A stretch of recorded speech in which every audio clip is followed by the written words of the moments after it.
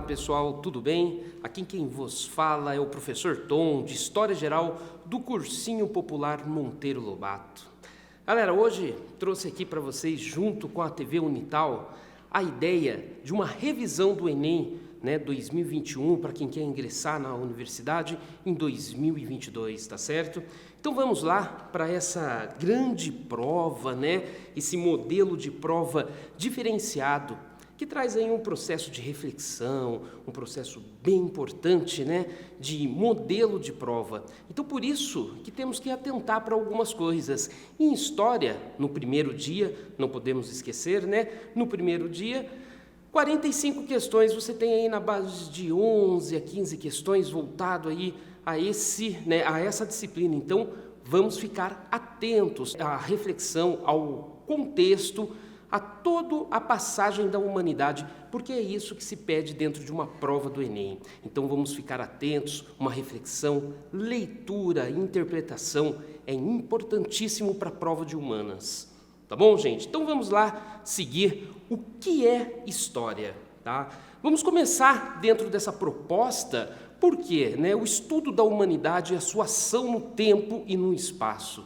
Pessoal, temos que ficar muito atento, porque história não é data, tá? Não só fato, mas sim todo um processo que a humanidade consegue dentro no caso aí, da humanidade dentro do planeta Terra, tá certo, gente? Então vamos lá, análise dos processos, como eu falei, e acontecimentos do passado, Então o que acontece? Alguns vestígios, fontes, o historiador ele trabalha com fontes, Então a história, vamos lá, ela não é uma literatura, ela não segue uma opinião, tá? É sim um estudo, uma investigação, um estudo científico, tá certo? Então a utilização de métodos e fontes são primordiais para a vida, da história da humanidade, para a gente conseguir traçar ainda esses processos, tá? A história vezes a pré-história. Todo mundo fala, então antes... agora tem história, mas antes era pré-história, então não existia. Gente, isso é uma delimitação, tá? Digamos um processo aí linear que ocorre toda essa transformação lá na Revolução Francesa, no final do século XVIII, no início do século XIX, onde os métodos, a ideia científica fica cada vez mais forte. Tá certo? Então você tem aí algumas divisões, como a pré-história, a história antiga, e assim por diante, que é o fato aí que nós iremos traçar, Mas um fato importante do que é história como ele é um método científico, então ele partiu de alguma coisa, e isso acontece com a escrita. A partir do momento que os homens entenderam as escritas, como elas começaram, então se entendeu também o fato da organização da sociedade, do agrupamentos, das ações, das atividades, tanto econômicas, sociais e assim por diante. Então, a história sem escrita é óbvio que há, tá? Mas se a gente for olhar para o cunho científico, não, tá? A ideia é o que acontece. Existiam homens, tá, gente? Antes da escrita, teve todo o movimento, toda a andança pelo planeta Terra, e é o que a gente vai discutir agora um pouquinho, tá certo? Galera, vamos lá. A África, A África e o berço da humanidade, o Homo sapiens sapiens, aquele que sabe, tá? Esse homem, ele veio, essa espécie, ele veio para transformar todas as ações, tá, gente? Dentro do que se diz convívio dentro de uma sociedade, dentro de uma organização entre espécies, tá certo? Então, o Homo sapiens sapiens, já vamos remeter para o século XIX, que o cientista Charles Darwin vem com uma teoria sobre a evolução, Não estamos falando aqui de criacionismo, evolucionismo, a gente não quer ferir nada da ideia da fé, cada um tem a sua, mas cientificamente, Charles Darwin, ele veio com uma proposta que essa espécie ela não foi criada, mas sim ela evoluiu.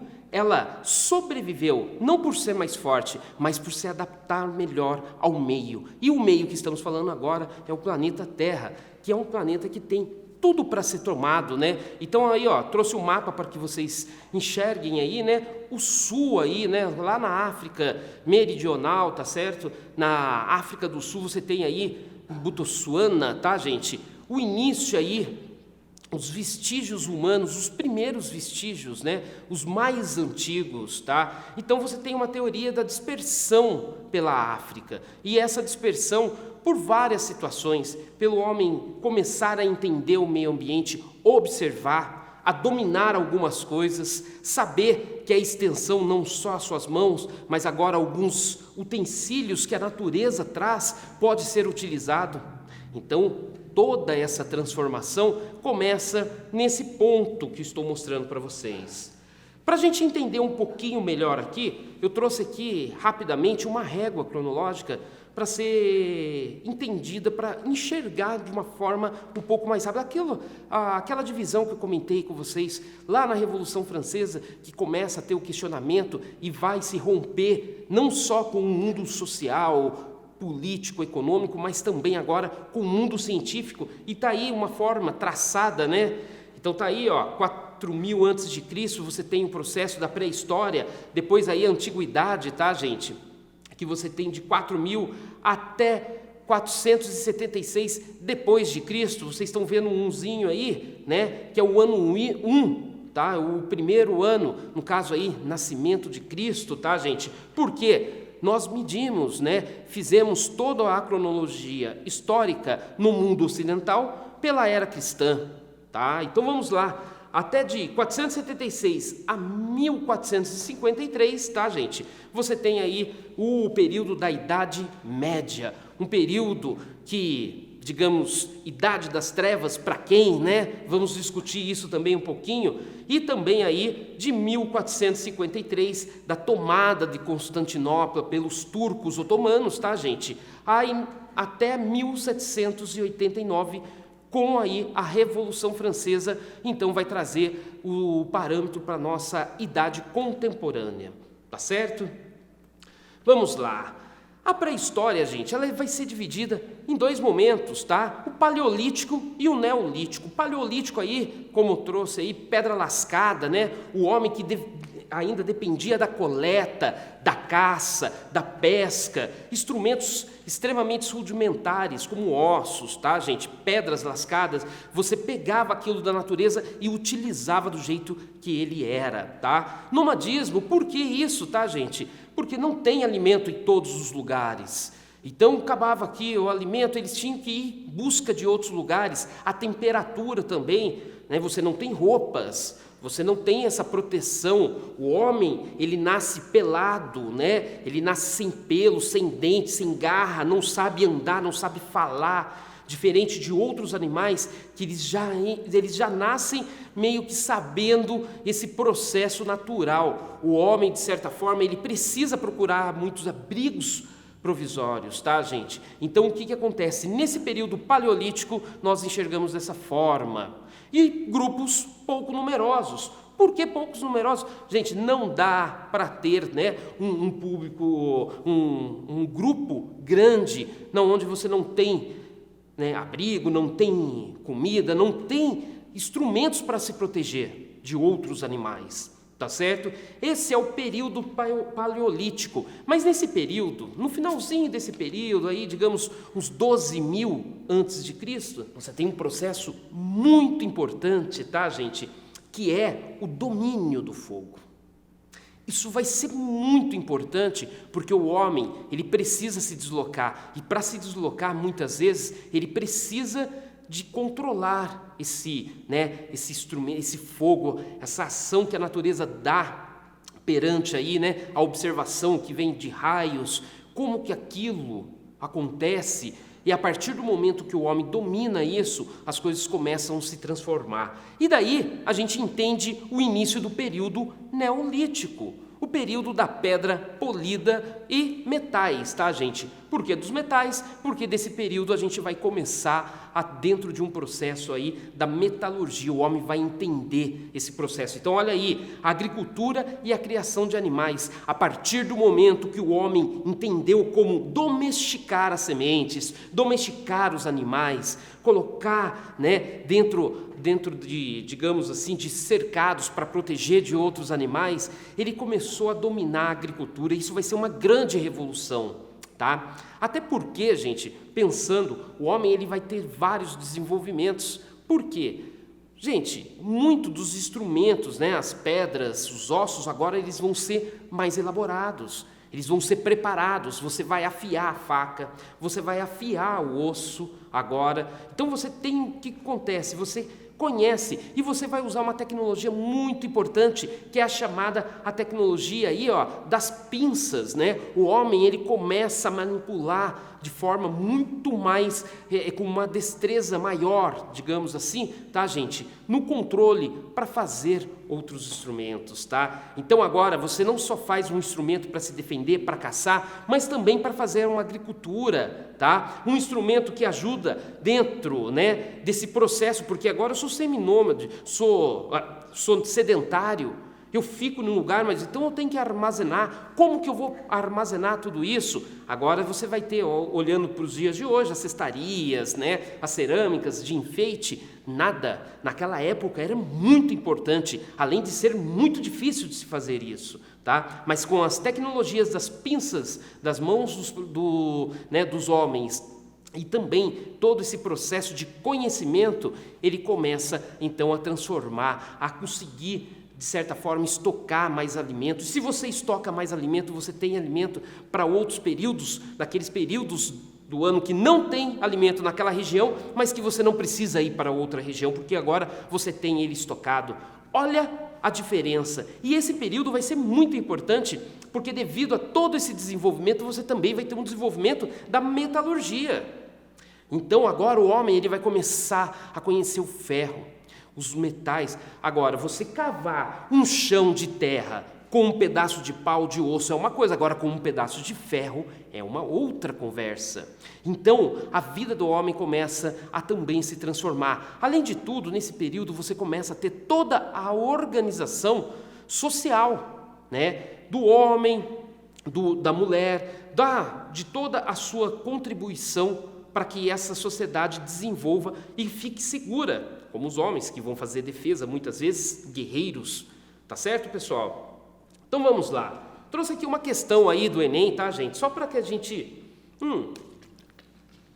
perceba como o Enem aborda essas questões, tá? Então ele não aborda, ele não quer saber se a pedra polida aconteceu em tal ano, não é isso, tá, gente? Ele quer que você entenda todo esse processo, essa reflexão dentro de uma prova, desse processo do homem, da humanidade, né? Desse homem filho do seu tempo em cima da sua terra, tá certo? Então vamos lá, ó. Os nossos ancestrais, né, dedicavam-se à caça, à pesca e à coleta de frutas e vegetais, garantindo a sua subsistência, porque ainda não conheciam as práticas de agricultura e pecuária.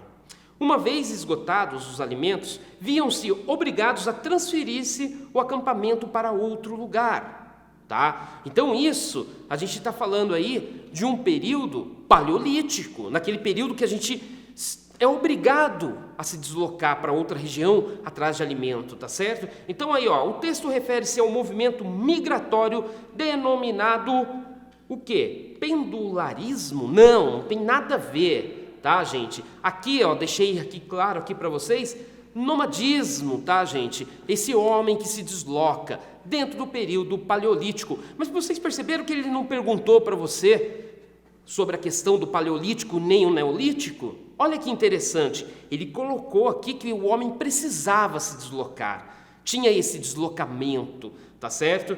E esse deslocamento se chama como? Nomadismo, tá? Não é êxodo rural, nem transumância, né? Sedentarismo já do neolítico, o homem não precisa ir para outra região. Então aí, conceitos importantes você saber dentro desses períodos. Tá certo, pessoal? Então vamos lá, agora a gente vai falar da Antiguidade Oriental, né? Alguns povos importantes, né, que precisamos aí entender como foram importantes dentro da humanidade, tá? Dentro desse desenvolvimento. Então você tem aí primeiro a Mesopotâmia, né? Os povos aí, né, entre rios, né, que no caso aí cortado pelos dois rios, Tigres e Eufrates, né? Você que estudou o ano inteiro, você que participou da aula direitinho do cursinho popular Monteiro Lobato, você estudou isso daqui comigo. E olha só, entre rios, né? Porque entre rios ficava nessa região do Crescente Fértil ali na Ásia Menor. E olha só, sistema hidráulico. Gente, o que acontece? Os homens agora, eles tinham a necessidade de começar a desenvolver mais alimento, mais controle, tá certo? E o que acontece? Eles têm que desenvolver outras técnicas. E técnicas como sistemas hidráulicos vão ser desenvolvidos na Mesopotâmia. Lembrando que essa região, ela é banhada pela ideia do crescente fértil. O que seria esse crescente fértil? São aquelas chuvas temporárias que crescem, né? Os rios transbordam aí. Só que na Mesopotâmia, tá, gente? Do Império Babilônico aí, que é o famoso Império Babilônico, dos jardins da Babilônia, do rei Marduk, você que estudou aí, né, vai saber direitinho o que acontece, tá, galera? Esse sistema hidráulico, ele era importante porque as cheias do rio, né, nos períodos de cheias, elas vinham de forma muito violenta e não tão regulares assim como no Egito. Então a Mesopotâmia ela vai ser muito importante na dominação e no modelo de organização social. Também temos o Egito, tá, gente? O Egito aí do norte da África. Galera, conhecido, né? A margem do rio Nilo, conhecido como a dádiva do Nilo. Gente, o que acontece, né? O rio Nilo aí, com agricultura e comércio que vai ser fortíssimo, ela também é banhada por esse espaço denominado aí crescente fértil, tá, gente? Só que o que acontece? Que lá da África, né, até aí a Ásia Menor, passando aí pelo Oriente Médio. Gente, olha só que interessante, tá? Aquelas cheias dos rios que tem na Mesopotâmia também tem no Egito, só que no Egito é mais regular. Ela não é tão agressiva, ela não arrasta tudo que tem pela frente, tá? Ela cresce na medida perfeita, tá? E ela desce ao seu leito ao momento certo, tá? E nessa região, né, ao longo aí do rio, o que acontece na sua costa? O que acontece? Fica uma terra extremamente fértil, com seus humos, tá? Então é uma terra ótima para a produção, para a agricultura, tá certo, gente? Isso vai ser muito importante também para o comércio.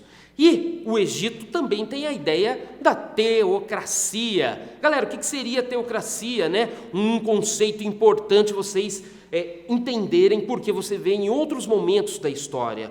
Teocracia, né, o governo dos deuses, né, o governo do Deus, né? No caso do Egito, os faraós eram homens vestidos, né?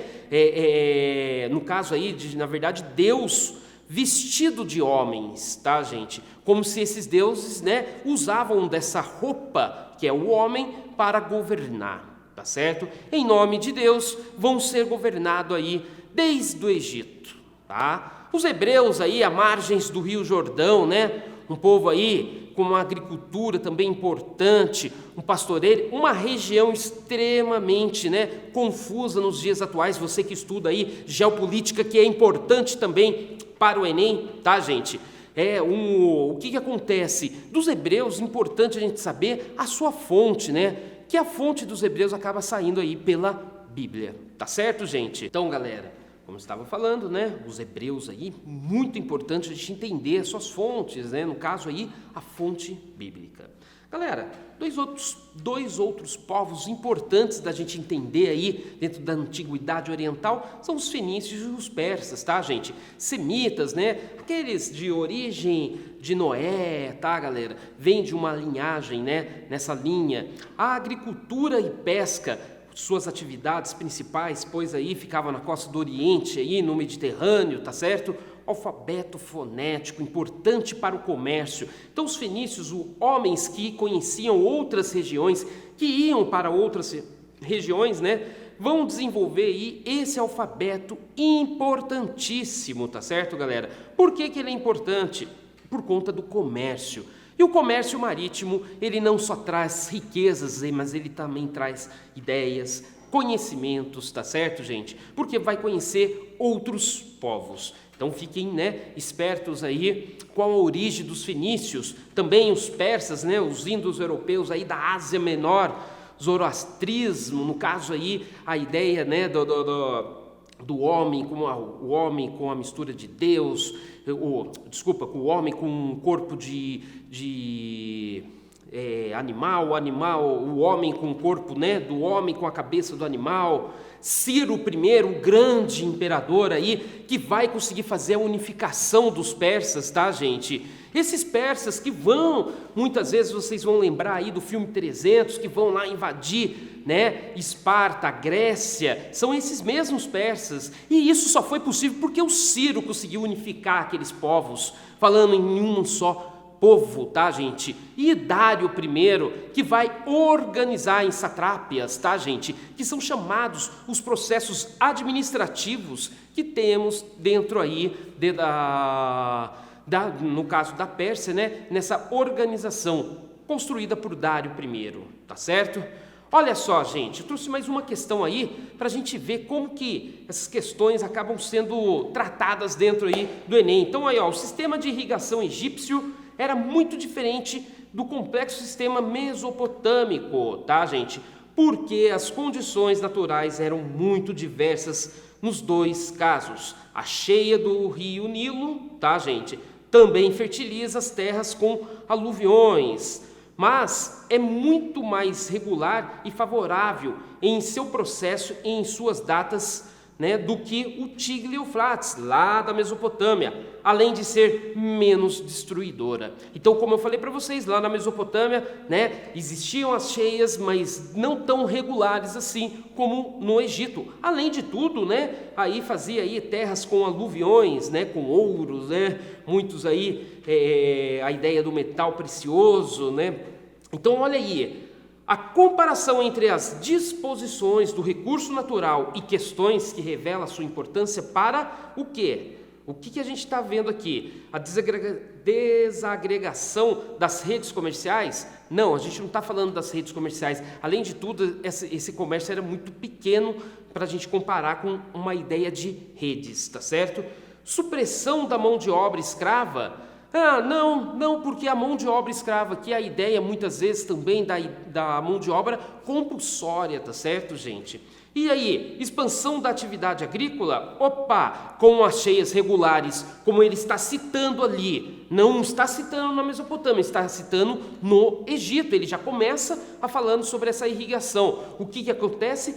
É a expansão da atividade agrícola. Vamos ver as outras aqui, ó, multiplicação das religiões monoteístas? Não. Vai multiplicar as religiões monoteístas, então vai existir vários deuses, politeísmo, então, tá certo? Nada a ver. Fragmentação do poder político? Não, agora o poder cada vez mais centralizados, tá? Então essas primeiras civilizações, eles têm esse processo de trazer essa concentração dos poderes, né? De uma organização social. Só que, gente, essa organização social, ela vai ser tão interessante, que ela vai trazer o período da história chamado Antiguidade Clássica, ou então período clássico, tá, gente? Que para vocês aí, ó, Antiguidade Ocidental, tá certo? Então são dessas formas, nomenclaturas que são tratados dentro de uma prova. Então vamos começar com a Grécia, né? Um berço aí cultural importantíssimo que até hoje olhamos, né? Para essas cidades-estados. Opa, tá separadinho ali, ó, mas cidade-estado, Esparta. Primeiro, né, são dois modelos políticos dentro da Grécia muito importantes. Primeiro, Esparta e outra, Atenas. Por que Esparta? Uma polis aristocrática, tá, gente? O que acontece? praticamente um campamento militar. Eram homens altamente treinados, viviam para o exército, começavam no exército com 7 anos e só ia terminar o seu período de recruta, que hoje você reclama com 18 anos só, era até os 27 anos a 30 anos de idade. Então olha só a diferença, tá certo? Mas ela é muito fechada, não tem comércio com outras regiões. O que eles produzem ali é para eles, tá, gente? Já a cidade-estado Atenas, ela é diferente. Ela é uma polis, tá, gente? Polis aí, né? No caso aí, uma cidade-estado, no caso, uma polis democrática, aonde vão ter várias discussões, tá? Para as decisões da comunidade, por homens livres maiores de 18 anos, tá, gente? Atenienses, tem toda essa vertente, mas já um modelo diferenciado de decisões dentro de uma comunidade entre os homens, tá certo? Entre os iguais, digamos assim. Então Atenas, ela vai ser muito importante. Além de tudo, ela faz comércio, galera. Ela faz comércio, ela tem o interpostos delas, né? Principalmente aí o seu terreno totalmente acidentado, recortado. Então são portos naturais existentes dentro da Grécia que vai promover todo esse desenvolvimento ateniense, tá? Dentro desse processo você tem o quê? As guerras clássicas, tá, gente? As guerras clássicas, elas são as guerras aí, né? Médicas, e tem a guerra do Peloponeso. Gente, são as duas guerras, tá? Quando a gente fala das guerras médicas, a gente está falando daquela guerra contra os persas, tá? Contra a invasão persas. Então, quando falamos de guerras médicas, estamos falando daquele povo que vem do meio, tá? Aquele povo, então, que vem de outro lugar, então é um povo externo, então é uma ameaça externa à Grécia, tá certo? Aonde, de certa forma, vai ter aí a união de várias cidades e estados que vão conseguir, dentro das suas polis, né, dentro dos seus domínios, conseguir aí segurar, né, as fronteiras da dominação aí que os persas queriam, tá certo? Já a guerra do Peloponeso é a guerra entre Esparta e Atenas. E, gente, ponha isso na cabeça, tem briga de irmãos, então a nação, ou qualquer lugar, no caso ali, aquele povo heleno, né, na região da Grécia, vão ficar enfraquecidos, tá certo? Porque são irmãos brigando com irmãos. Então a luta do Peloponeso, aí, ou a guerra do Peloponeso, melhor citando, né, entre Esparta e Atenas, ela vai ser muito feroz. Por quê? Ela vai acabar sendo a destruição dessas polis importantes aí que temos como exemplo, tá, gente? E se elas se enfraquecem, tem um homem chamado Filipe II ali da Macedônia, ali para cima ali, que vai iniciar um período de dominação. Filipe II, muito estrategista, importante o olhar que ele tinha, ele conseguiu observar que quando eles estavam lutando, entre eles ficavam fracos, então agora era fácil a dominação. E essa dominação tem um período chamado dentro da Grécia aí de período helenístico, tá certo, gente? Que é aí a invasão do domínio macedônico, tá? A cultura helenística, que vai trazer essa cultura helenística e o fim das cidades-estados da Grécia. Quem vai ser aí o grande, né, imperador, o grande conquistador? Vai ser chamado aquele homem lá que vocês já conhecem, o Alexandre o Grande. Mas, Tom, vai cair sobre o Alexandre o Grande? Não sei se vai cair. Porém, galera, nunca cai uma coisa específica, mas precisamos entender todo esse processo, né, para que não ficamos aí perdidos dentro de uma prova. Então a gente vai entender que na Grécia é democrática e em Esparta é militar, tá certo? Mas elas viviam na mesma região. Então agora, a partir do momento que você tem a Guerra do Peloponeso, o enfraquecimento entre os irmãos vai, né, possibilitar o domínio externo, tá certo, gente? Até porque Esparta não aceitava a ideia democrática e Atenas não aceitava a ideia aristocrática, tá? Então vamos lá, só para a gente ver como que o Enem aborda essa questão da antiguidade clássica, e no caso da Grécia, tá? O que implica o sistema da polis é um extraordinário e preeminência, né, da palavra sobre todos os outros instrumentos do poder. A palavra constitui o debate contraditório, a discussão, a argumentação e a polêmica. Torna-se a regra do jogo intelectual, assim como do jogo político. Tá certo, galera? Vamos lá, né? Aí tá mostrando aí a questão aí de uma pólis com os seus processos dentro da ideia do jogo político dentro da pólis, tá certo?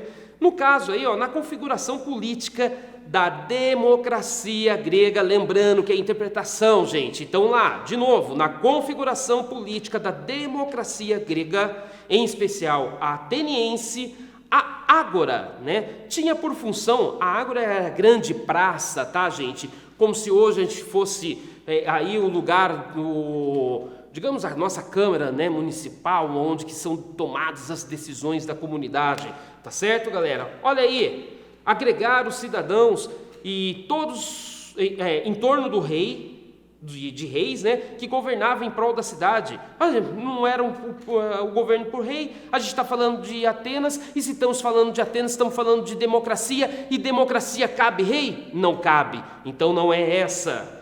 Permitir aos homens livres o acesso às decisões do Estado expostas por seus magistrados. Olha, permitir aos homens livres o acesso às decisões do Estado expostas aos seus magistrados. Não tem nada a ver, tá certo? Porque até então, homens livres acima de 18 anos, tá certo? E ateniense, não era qualquer homem livre. Vamos lá, para a próxima aqui. Constituir um lugar onde o corpo de cidadãos se reunia para deliberar sobre as questões da comunidade. Opa! Se eu estou falando de um sistema democrático, se eu estou falando da ágora, onde os homens se encontravam, tá? E como o texto está me demonstrando dentro desse jogo político, o que acontece me parece ser essa C, mas vamos eliminar as outras. Reunir os exercícios para decidir as assembleias fechadas, os rumos a serem tomados em caso de guerra? Óbvio que não, é democracia, ágora, uma praça, um lugar aberto para decisões, tá? Congregar, né, a comunidade para eleger representantes com direito a pronunciar-se em assembleias? Não, hoje nós elegemos os nossos representantes que vão lá e tomam essas decisões. Nesse período, não, todos tomavam a decisão. Tá? Então cabe muito mais a ser. Olha só como que é uma interpretação, gente. Construir o lugar onde o corpo de cidadãos se reunia para deliberar, tá, gente, sobre as questões da comunidade. Estamos falando de Grécia, estamos falando de Atenas, Atenas democrática. Perfeito, galera? Pegou esse bizu? Importantíssimo, tá? Calma no dia da prova, leitura, interpretação, você consegue. Ocidental, a gente vai falar de quem? De Roma. Roma. 1000 anos de história. É muita história. Dentro desse período de 1000 anos, a gente divide em 3 momentos, tá? Monarquia, república e império, tá certo? Quando a gente fala de monarquia aí, domínio da região ali, região do Lácio ali, onde fica aí Roma, tá, gente? Dentro do mapa, né, a gente percebe o que acontece. Essa Roma, ela vai ser governada por reis, tá, gente? Até então, reis etruscos, nem latinos eram, mas etruscos, né, consolidados aí as várias instituições que marcaram a política da cidade. E uma da instituição muito importante vai ser a ideia de Senado, tá, galera? Que vai ser muito importante para o modelo republicano que vai ter em Roma. Então tá aí, né? Lá em 509 até 504, você tem ainda Roma de 753, daquele nascimento lendário de Roma e Remo, onde o irmão mata o irmão e assim funda, né, a cidade de Roma. Balela, tá, gente? Dominação dos etruscos na região. Em 753 a.C., você tem os primeiros reis etruscos marcado, tá? E o último rei etrusco, no caso aí, a gente está falando de Tarquínio, o Soberbo, tá, gente? Derrubaram Tarquínio, o que acontece? Começa o período republicano. Tom, mas o período republicano não é tão mais importante do que o período do Império. Não é não. Só que só existe o Império porque houve a República.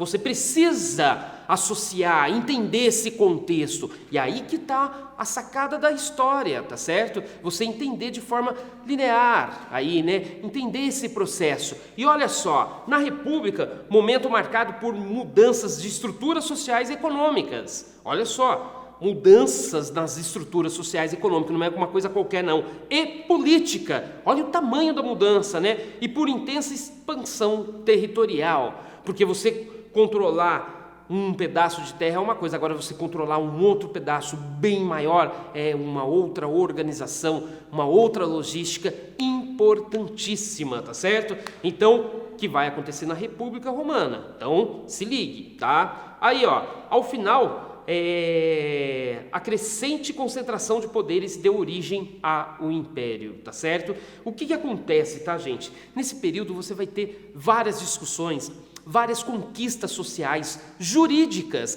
porque até então, olha só um exemplo, a lei era de cunho falado, oral. Ah, que legal! Só que quem que dominava, tá? Eram os patrícios, né? A sociedade em Roma dividida entre patrícios e plebeus. O que acontece? Os patrícios com todos os direitos, os plebeus nenhum. E daí começam então a ter várias reivindicações, como a lei de Niceia, tá?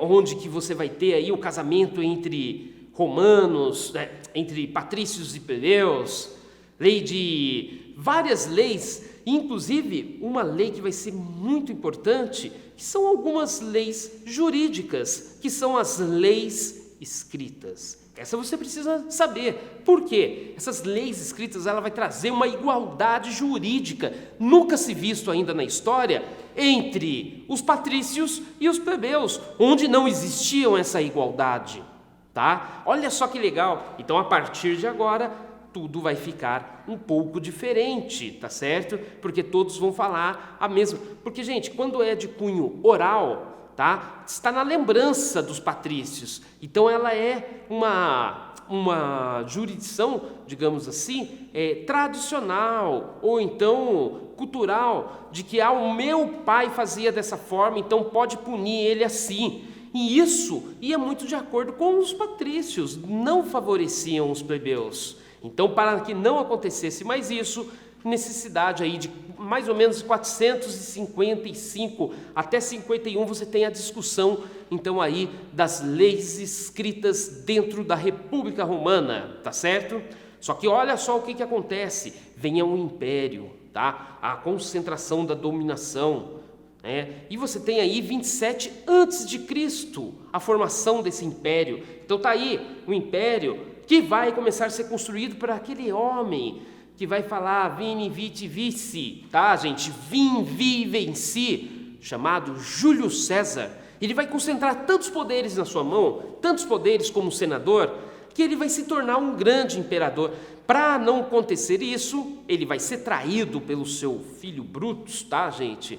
Só que o seu sobrinho, Otávio, também como representante do seu tio, ele começa a ganhar uma expansão política muito grande e ele consegue então a concentração de vários poderes, como príncipes, né? Como o senhor do exército, o senhor, né, do senado, e tendo todos os poderes concentrados então agora em suas mãos. Por isso que inicia-se então a ideia do Império Romano em 27 a.C., que vai até 456 com a queda aí do Império, por último momento, com as invasões bárbaras, tá, gente? Então vamos lá. O grande desenvolvimento econômico aí, né? E o aumento do poderio político das cidades, principalmente da cidade, tá, gente? Nos 2 últimos séculos, diversos acontecimentos internos e externos provocaram a desagregação aí da grande parte do império. E um dos fatores importantíssimo é a ideia da religião, tá, gente?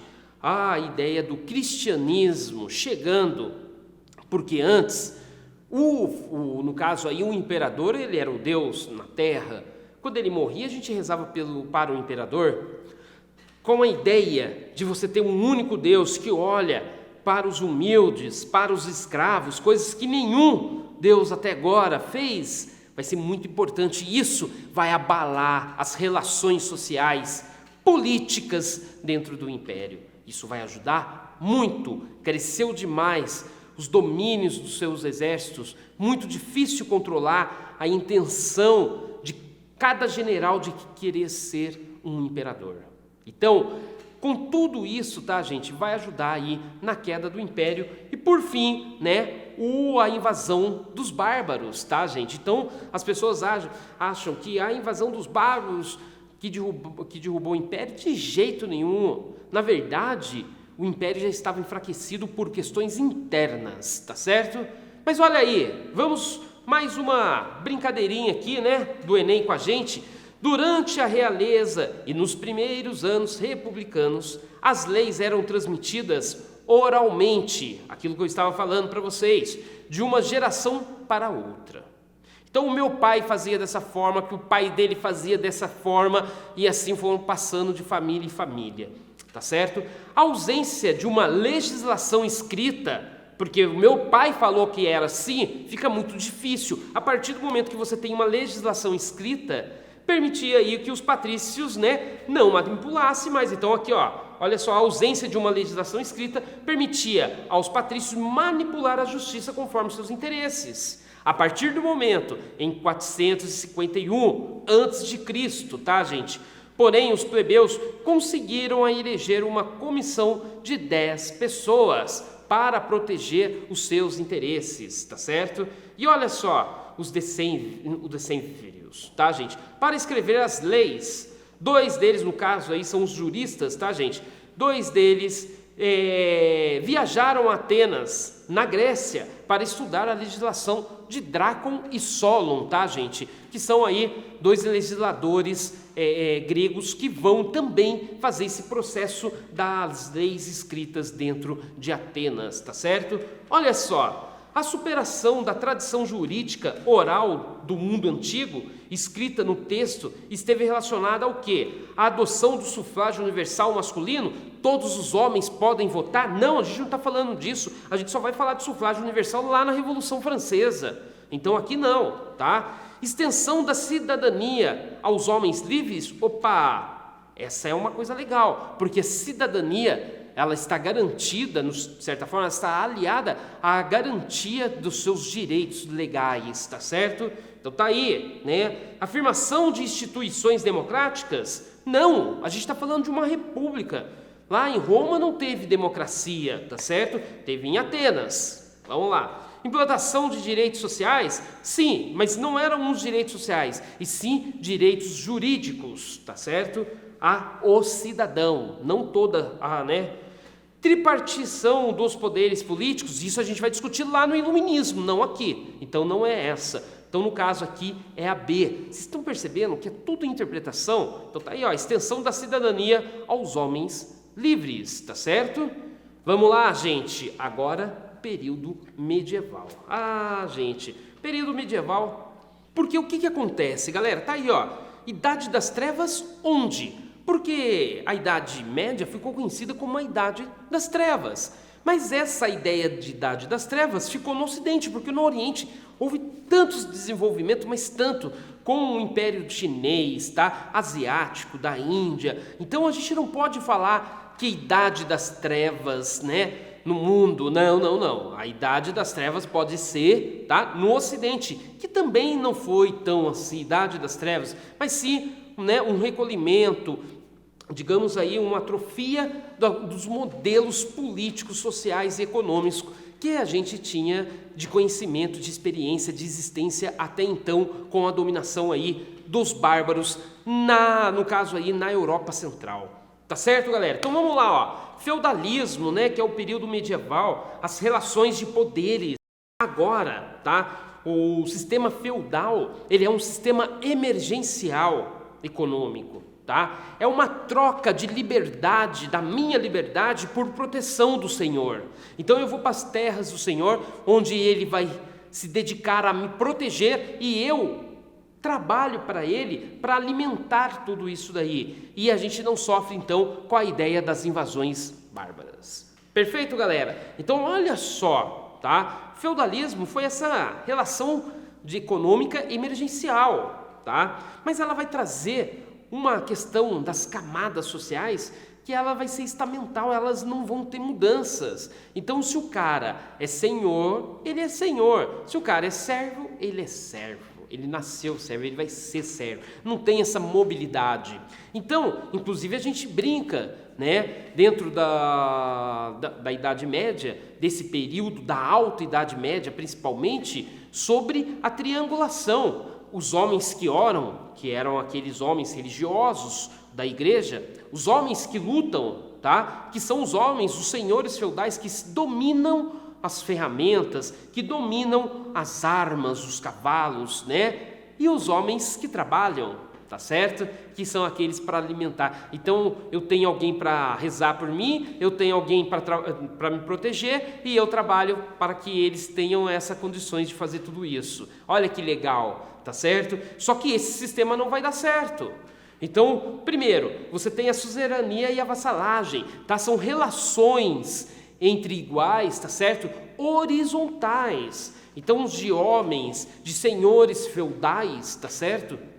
Que vão, muitas vezes, se unir com outros senhores que vão ajudar na defesa, na proteção.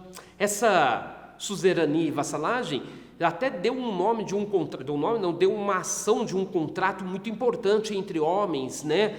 Entre as pessoas, que no caso é o aperto de mão, porque você não tinha um papel, então você pegar na mão do outro e fazer esse movimento, essa era uma relação muito importante entre a suzerania e a vassalagem. São relações horizontais, mas essa suzerania e vassalagem também, tá, gente, vão de certa forma ter outras relações que vão ser relações verticais com os servos. Então a servidão vai ter uma relação com esses senhores de uma ideia de relação vertical, tá certo? De dominação. Então aqueles que oram, aqueles que defendem e aqueles que trabalham. Perfeito? Então vamos lá. Olha só, trouxe aqui uma questão, né, da Idade Média, a ideia aí, né? A casa de Deus, que acreditam está, portanto, dividida em três. Uns oram, outros combatem os senhores, né? E outros, enfim, trabalham. Essas três partes que coexistem não suportam ser separadas, né? Elas precisam existir. Os serviços prestados por uma são a condição das obras das outras duas. Então, uma depende da outra. Cada uma, por sua vez, encarrega-se de aliviar o conjunto. Assim, a lei pode triunfar e o mundo gozar da paz. Paz para quem, né? Para as relações horizontais. Para as relações verticais, nunca paz. A ideologia apresentada, né, por Aldan Bouron de Laon, tá, gente, foi produzida durante a Idade Média. Então aí, uma ideologia produzida lá na Idade Média. Um objetivo de tal ideologia é um processo que ela se opôs, está indicado, tá, respectivamente em um objetivo de tal ideologia e um processo que a ela se opôs está indicado, respectivamente em justificar a dominação estamental. Lembra que eu falei para vocês que não tem essa mudança, essa passagem de camada? Se eu sou servo, nasci servo, você sempre servo, tá certo? Centralização monárquica? Não, a gente está falando dos senhores feudais. Então, a monarquia agora é enfraquecida. Impedir a igualdade jurídica, revoluções burguesas? Bom, não, a ideia era evitar isso, tá certo? Unificação monetária, olha aí, não, aqui não tem essa questão monetária, aqui na verdade tinha uma troca e outra, no caso aí o feudo era um lugar de subsistência. E reforma católica? Vai ter reforma católica, mas a reforma católica lá no Renascimento, já na Idade Moderna. A gente está falando aqui de Idade Média, tá certo? Então, realmente é justificar a dominação estamental, né, dos estamentos. Perfeito? E o período medieval? Bom, gente, a gente está falando de um período de 1000 anos. Então, é muita coisa, como também quando a gente vai estudar Roma. Então, né, muita coisa para ser estudada. Esse período feudal que acabamos de mencionar é o período da Alta Idade Média. Agora a gente vai começar a falar de um processo conhecido aí, dividido, né, dentro do período medieval, como a Baixa Idade Média, tá? Onde vão acontecer as cruzadas e os renascimentos, tá, gente? Não estou falando de renascimento aqui de Leonardo da Vinci, não. Estou falando de um renascimento urbano e comercial, porque os homens, eles foram para o campo, eles, né, retraíram a lugares para ficarem escondidos, os lugares dos feudos, tá? Incentivo de lideranças políticas e religiosas. Então, gente, quando a gente está falando desse renascimento urbano e comercial, se tem um renascimento urbano e comercial, começa a ter uma vida pujante aí dentro de uma cidade, você começa a ter algumas questões aí de liderança, tá? Como aí as lideranças políticas e religiosas. Bom, primeiro que a religião começa a perder força, porque ela apoia o senhor feudal, e o senhor feudal, por sua vez, também está perdendo força, porque esse servo está fugindo, está sendo chamado o homem poerentos, né? O homem que vai com o pé na estrada, ou atrás da sua cruzada, né? Em nome de Deus, ou então na sua cruzada própria, que é chamada a cruzada comercial, que vai acontecer juntamente, né, aí com esse movimento de deslocamento da Europa até o Oriente Médio. Opa, se na Europa, né, conquistar terras é importante, imagine conquistar terras agora lá no Oriente Médio, terras sagradas. Melhor ainda, muito mais cara, os impostos muito mais caros. Então, olha só, as cruzadas, tá, gente? Ela começa num cunho religioso, né, de ir lá libertar Jerusalém, a Terra Santa. Na verdade, se torna um grande, né, atrativo comercial. Então, muito importante. Reabertura do mar Mediterrâneo, porque desde os domínios aí, né, do Império Romano, você tem aí uma dominação, né, dos magistrados, no caso aí dos turcos, dos árabes, tá, gente? No Mediterrâneo, inclusive se falava que qualquer tábua, né, que estivesse nas águas do Mediterrâneo ela era do Oriente Médio, eram tábuas aí, no caso aí, desses, né, homens que depois vão dar origem também ao islamismo, tá, gente? Então vamos lá.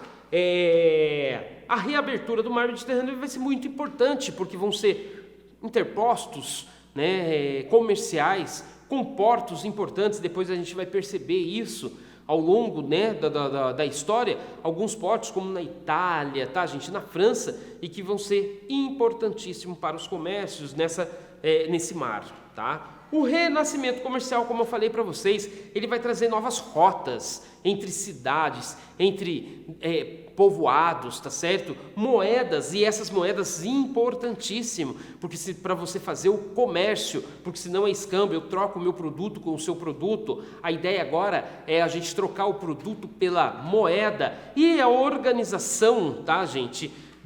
De toda a logística bancária. Essa inclusive, né, os judeus vão estar muito envolvidos nesse desenvolvimento, que vai ser muito interessante, porque eles vão ter uma habilidade grande com essa ideia de como organizar esse sistema monetário agora dentro de regiões. Então, às vezes eu saio da minha região, vou para uma outra região sem dinheiro, mas se eu tiver crédito na praça, o banco, eu consigo fazer empréstimo. Olha só que loucura! E o renascimento urbano, que é o que? Então aí uma nova camada social surgindo, a camada burguesia, tá? Ela não vem só para desenvolver a ideia aí de comércio, tá, gente? Ela vai trazer novas ideias, novas vontades, novos desejos, tá, gente? E novos interesses em meios políticos, econômicos e até mesmo sociais e militares, tá certo, gente? O trabalho livre, porque o trabalho escravo ou o trabalho do servo, ele não traz riqueza, porque com o trabalho livre você paga, o cara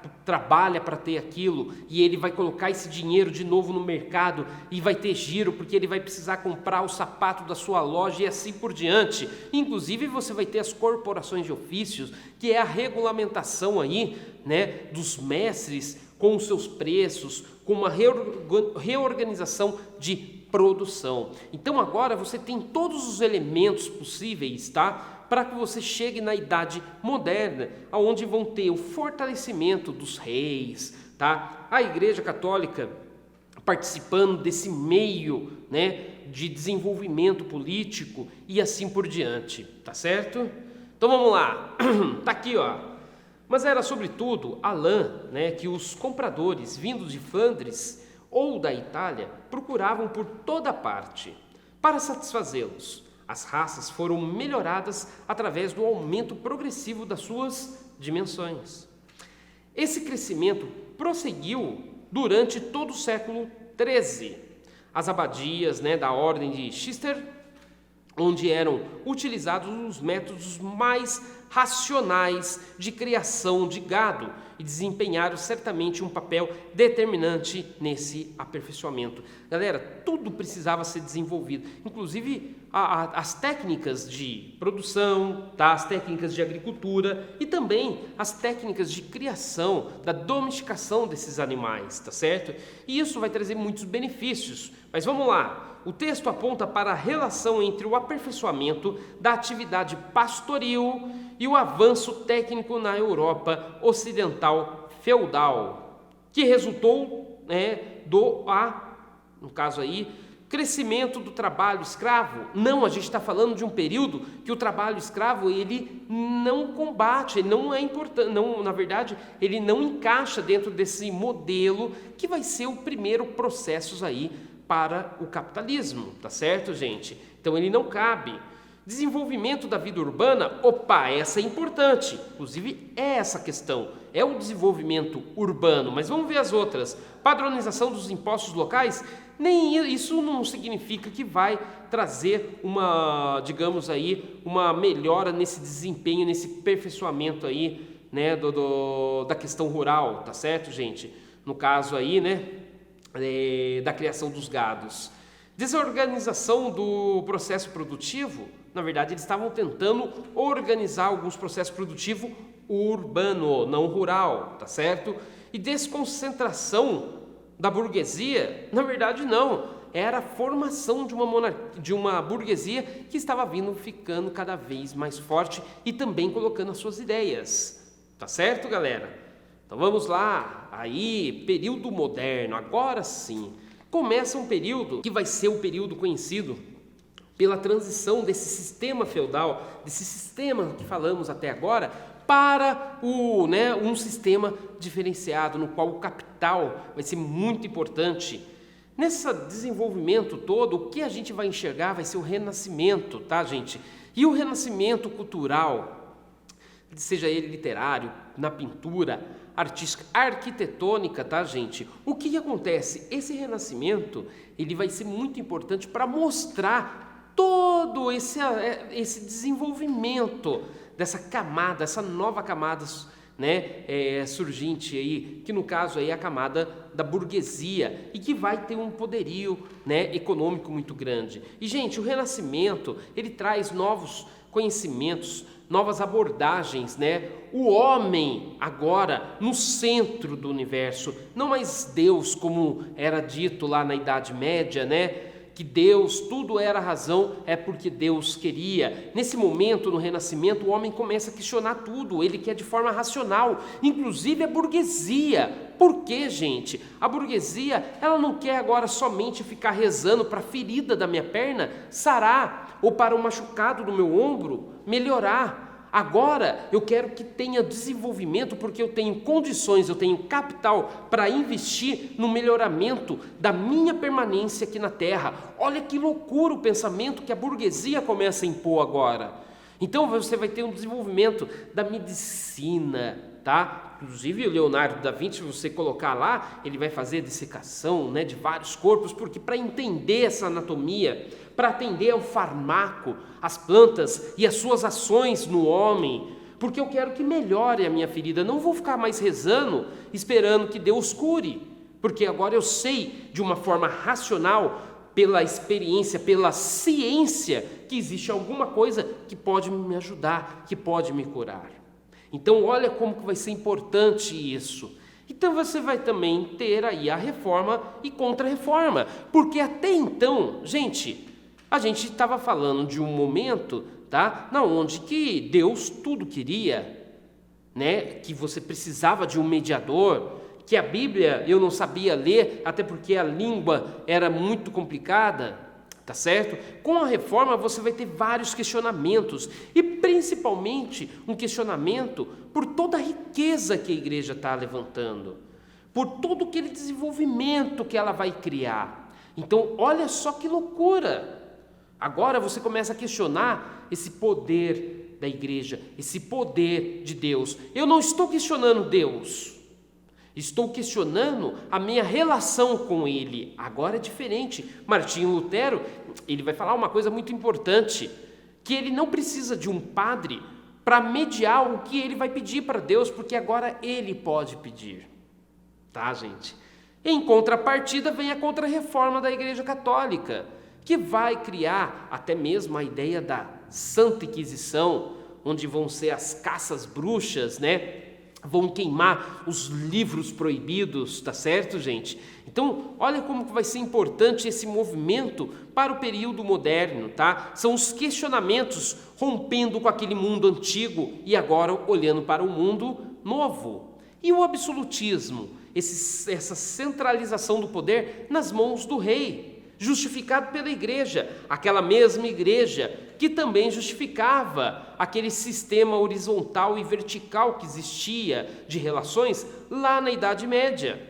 Só que lá o senhor feudal perdeu o poder e agora quem está sendo cada vez mais fortalecido é o rei, porque o rei ele traz igualdade de impostos, minto, igualdade não, mas ele começa a regulamentar os impostos. Eu não quero pagar imposto para andar nessa estrada, eu não quero pagar imposto para passar pelaquela ponte, eu não quero para entrar naquele mercado, então eu quero pagar um imposto na onde que o rei vai regulamentar, né? E isso vai ser muito importante. O rei regulamenta isso, o que vai acontecer? Eu pago um imposto só e posso desfrutar de toda essa minha região.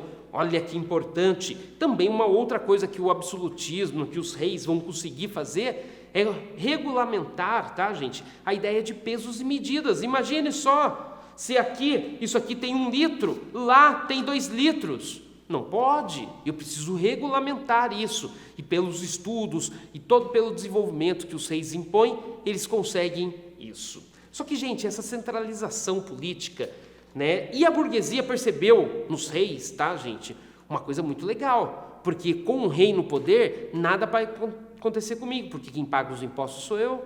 Então agora todo mundo começa a ter relações importantíssimas dentro de uma sociedade. Com tudo isso, tá, gente, que eu estou falando, essa centralização política e tudo, você tem aí um processo da expansão marítima.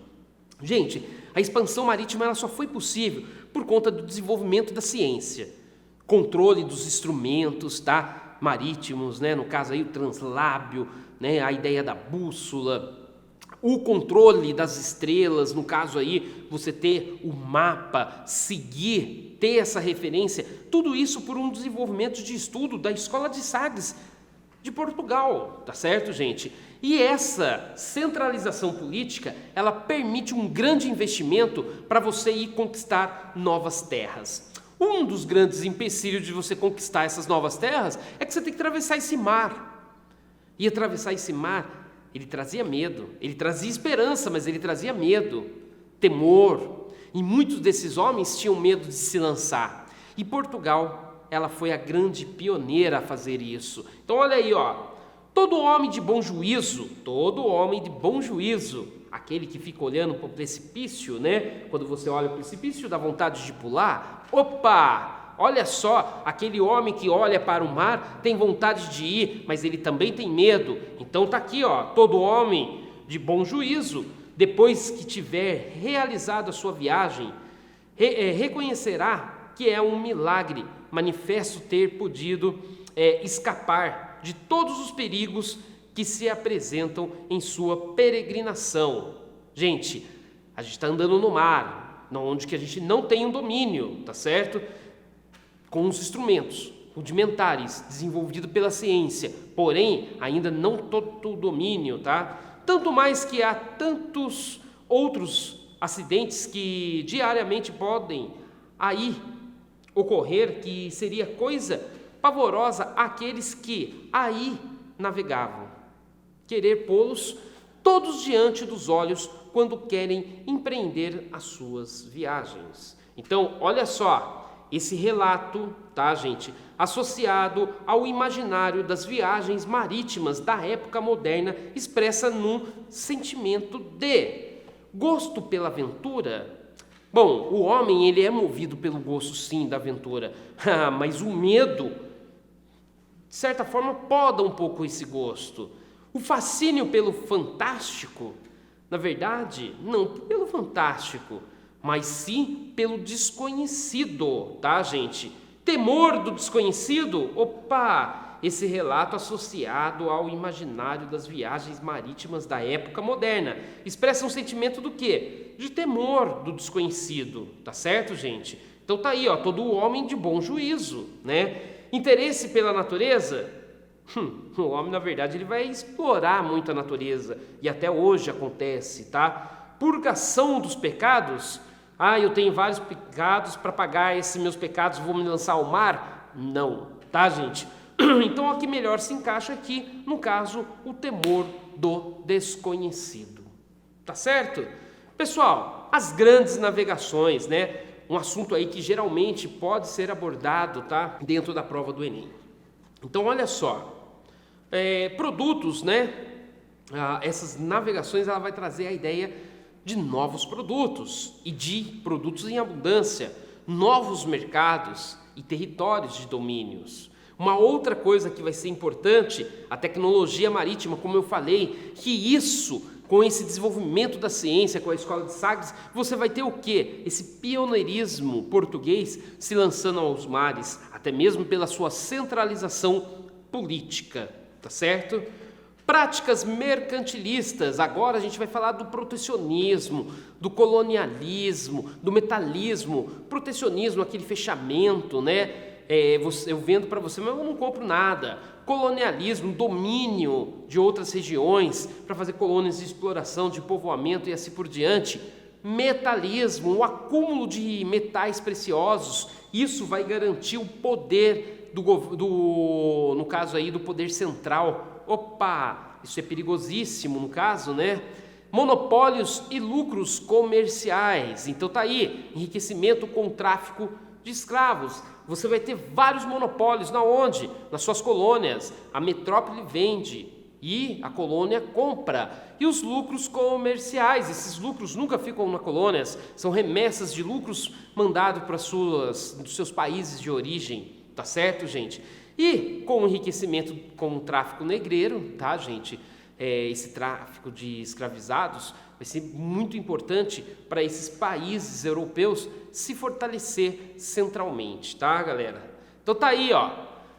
Mas é um período também que vai trazer novas ideias, novas situações, e uma das condições vai ser aí as revoluções burguesas. Galera, quando a gente fala dessas revoluções, tá aí, é uma burguesia econômica e intelectual que está mudando, como eu disse já, tá, gente? Está mudando aí o dito ou os ritmos de relações. Então tá aí, associação com as camadas populares. A burguesia econômica e intelectual, ela nunca foi tão bobinha assim, tá certo, gente? E ela entendeu que a camada popular, ela é a força, tá? O povo tem a razão, o povo né? A vontade do povo emana toda essa ideia, tá certo?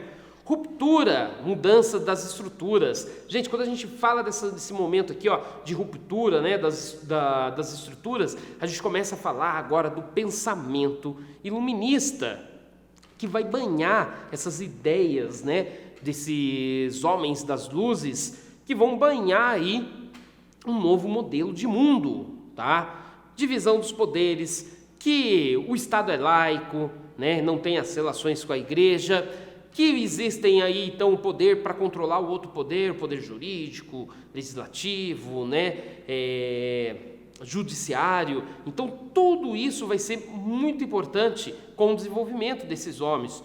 John Locke, né, Montesquieu, tá, gente? Rousseau, que são homens importantíssimos com esse pensamento de ideias novas, que ideias que vão surgir lá na Europa, tá? Mas que muitos dos nossos filhos, que eram, né, no caso aí, os mineradores que pegavam seus filhos lá na região das Minas e mandavam para a Europa para estudar. Aí voltavam para o Brasil e tinha quais ideias juntos com eles? As ideias iluministas, tá certo? Então olha só a importância aí da gente enxergar as relações desses contextos, apesar que hoje estamos falando de história geral, mas só para você fazer aí um link, tá certo? Então, o que acontece? Essa burguesia econômica e intelectual, ela é anti-aristocrática, tá, gente? Anti-oligárquica e anti-clerical, tá, gente? Então, o que acontece? É contra o modelo de desmando do poder aí dos reis, do sistema econômico e principalmente aí da Igreja Católica. Tá certo, galera? Essas aí são as revoluções, são as bases para essa revolução. Mas quais das revoluções aí importantes a vocês saberem para essa prova do Enem? Primeiro, a Revolução Inglesa, tá, gente? 1640 aí, quando a gente corta a cabeça do Carlos X aí da Inglaterra, tudo muda, porque as relações agora não fica mais só numa ideia de um poder absoluto. Agora você tem um parlamento que vai, de certa forma, regulamentar muito das ordens dadas dentro da Inglaterra. Então vai ser importantíssima essa Revolução Inglesa, feita pela burguesia, uma burguesia crescente, principalmente com as ideias de um momento que poderia chegar, que vai chegar aí, né, um pouquinho aí, alguns historiadores falam do atraso, na verdade, desse momento importante que vai acontecer, a Revolução Industrial. Inclusive, um historiador brasileiro, Boris Falsus, ele brinca, ele fala assim: todas as revoluções foram importantes, a Revolução Inglesa, a Revolução Americana, a Revolução Francesa, mas uma revolução silenciosa, mas tão importante ou mais importante que essas, só poderia ser a Revolução Industrial, porque ela vai fortalecer essa burguesia, aquela burguesia que estava sendo fortalecida naquele período do Renascimento, da Idade Média, e que vai chegar agora com uma outra proposta, tá certo? Então a Revolução Industrial, principalmente, né, vai acontecer aonde? Lá na Inglaterra. Então o primeiro país a fazer esse processo revolucionário. Um outro, tá, gente? A independência americana. Olha que loucura isso, porque as ideias iluministas estavam em sua efervescência, mas não foram elas que banharam a ideia de fazer uma revolução inglesa ou fazer uma revolução industrial, mas sim a independência americana, a independência das 13 colônias do país que hoje nós vamos conhecer, a costa ali só, né? Os Estados Unidos da América. Tá certo? Essa independência com cunho banhado aí pelas ideias burguesas, iluministas, tá? De igualdade, fraternidade, liberdade, tá certo? Vai ser muito importante. Além de tudo, olha que loucura! A independência dos Estados Unidos é para ficar independente dos mandos da monarquia inglesa, né? Do parlamento inglês, dessa monarquia constitucional que até hoje é assim na Inglaterra, tá certo? E quem que vai ajudar os americanos? Os franceses. Digamos aí, um inimigo histórico, né, da Inglaterra aí, a França, e que vai apoiar as ideias da independência americana. Só que, gente, imagine só você que é um soldado francês, vai lutar em nome da liberdade. Ué, mas você defende o rei da França, aí você vai ajudar os americanos, a burguesia americana, a ficar independente, se livrar das agarras do rei da Inglaterra, mas não está batendo isso. Quando esses soldados franceses voltam, gente, todo o cerco já está praticamente armado para que você tenha um processo de revolução, a Revolução Francesa, que vai banhar e vai mudar toda a estrutura das relações dos homens numa questão política, social, tá? E econômica, principalmente na ideia da cidadania, dos direitos individuais. Tá certo, galera? Então olha só para você ver, né? tudo vai mudar. E a partir dessa Revolução Francesa, a gente entra num período chamado, então, Idade Contemporânea, tá certo? E para a gente falar disso, né, nada mais do processo de industrialização. Nos meados do século XVII para o século XVIII, você tem a Inglaterra dominando essa revolução. A partir de agora, você tem outros países, como a França, tá, gente? A França mesmo, até mesmo de Napoleão Bonaparte, que vai ter um grande desenvolvimento industrial pelo bloqueio continental, a ideia de criar novos mercados, né? Então, ele vai criar aí muitas indústrias. Então, alguns países vão começar a participar dessa revolução. Só que essa revolução industrial, ela tem uma relação com o trabalho muito diferente, pois o trabalho até então, nesse momento, tá, galera, é um trabalho sucateado, que se ganha pouco, né, mal remunerado no caso, uma exploração imensa, um trabalho insalubre, tá, gente?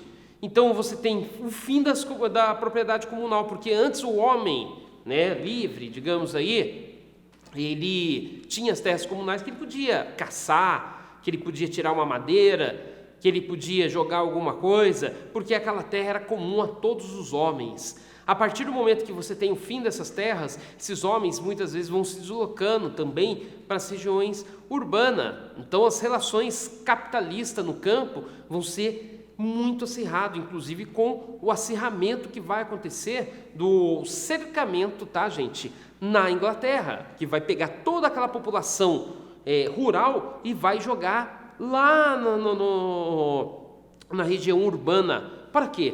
Para ter uma mão de obra. E quanto mais pessoas para trabalhar, menos eu preciso pagar. Tá certo, gente? Então aí há uma troca. Uma outra coisa, o desenvolvimento naval e comercial, tá, gente? Então, é óbvio, desenvolvimento naval, proteção, mas também para a questão dos transportes, do comércio, isso vai ser muito importante, principalmente a ideia de acúmulo de capitais, tá, gente? Então vai ter um acúmulo de capital, muitos desses burgueses vão se garantir, vão se tornar os grandes imperadores, tá certo, gente, econômicos do mundo. E os avanços técnicos, né, gente? E esses avanços técnicos, eles vão ser tão importantes que eles vão desenvolver numa tal velocidade no século XIX, tá? Porque esse processo de industrialização fortíssimo, você pega lá do século XVII, no meados, século XVIII e o século XIX vai ser assim um desenvolvimento tão grande, mas tão grande, que vai culminar e vamos enxergar todo esse desenvolvimento lá na Primeira Guerra Mundial, tá certo? Então vamos lá. Gente, eu peguei aqui, ó, uma questãozinha, rapidamente para a gente enxergar. A Inglaterra pedia lucros e recebia lucros, tá?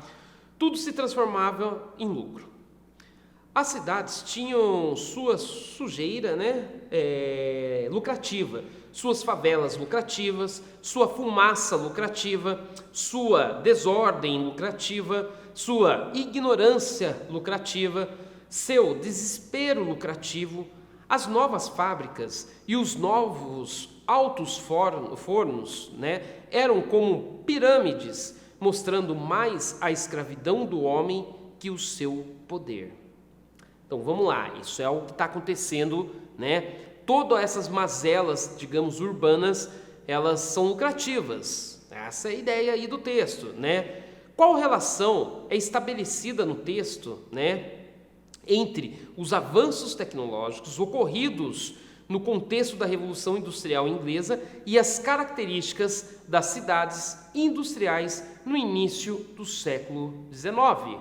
Então, olha só, a facilidade em se estabelecer relações lucrativas transformava as cidades em espaços privilegiados para a livre iniciativa, característica da nova sociedade capitalista? Não, essa sociedade eram de homens que eram empurrados lá do campo, né, miseráveis, que ficavam agora nos centros urbanos. Então, o cara não tinha essa livre iniciativa, não podia ter, né, e não tinha também esse conhecimento.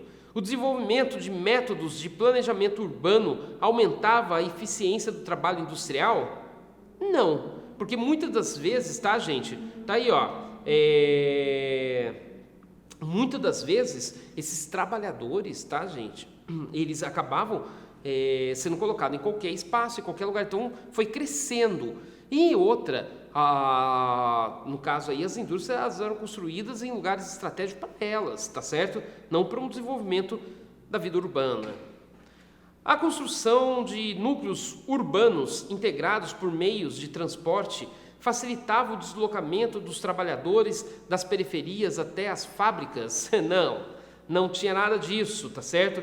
Esse transporte, ninguém se pensava, né, no bem-estar aí desse trabalhador, né? E no caso aí, muito das moradias ficavam próximo das fábricas, tá, gente? Para atender as fábricas, como aqui na nossa cidade mesmo, né? Muitas moradias, várias cidades antigas, na verdade, do Brasil, que tem a questão das indústrias, as indústrias mais antigas, as moradias próximo das fábricas para atender os trabalhadores, tá certo, gente? A grandiosidade dos prédios onde se localizavam as fábricas revelava os avanços da engenharia e da arquitetura do período?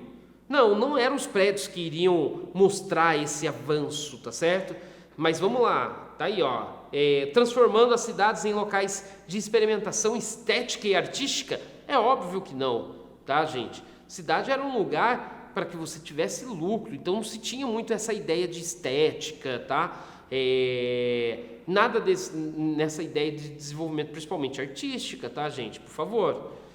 Então aí, ó, o alto nível de exploração dos trabalhadores industriais ocasionava o surgimento de aglomerados urbanos marcados por péssimas condições de moradia, saúde e higiene. Além de tudo, a exploração aqui da mão de obra que eu não coloquei, que a prova não colocou.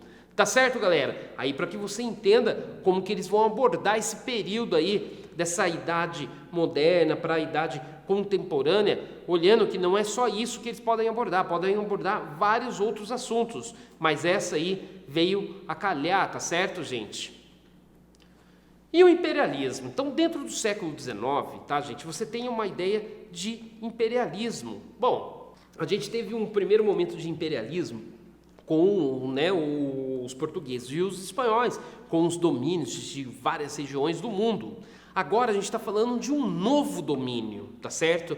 E o que acontece? A Inglaterra e a França, ela tem domínios imensos, inclusive no fornecimento das matérias-primas, tá certo, gente?